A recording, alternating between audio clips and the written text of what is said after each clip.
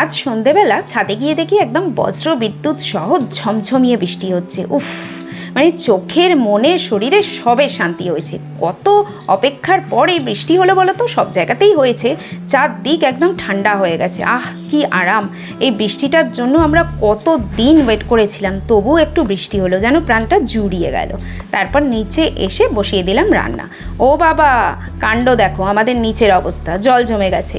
বৃষ্টি হলো কি হলো না, তো জল জমে যায়। এখানে না এইরকমই, সাহেবও নেমে পড়েছে জল ফেলতে, আর কি করা যাবে, এখানে না এইরকমই, কিচ্ছু করার নেই। যাই হোক, আবার ওপরে এসে রান্না করে নিচ্ছি। আজকে ভেবেছি একটু বৃষ্টির ওয়েদার বলে লুচি ভাজি, তো আটারই লুচি বানাচ্ছি। লুচি তরকারি বানিয়ে নিয়ে একদম ডিনার করতে বসলাম। বানিয়েছিলাম আটার লুচি, আলু ভাজার মতো আলু কেটে তরকারি, শসা কেটে নিয়েছিলাম, আর সাথে মিষ্টি। ডিনারটা করেও শান্তি হলো, আর আজ কিন্তু রাতে ঘুমিয়েও শান্তি হবে বলো। তো আজকের মতো এই অবধি, টাটা।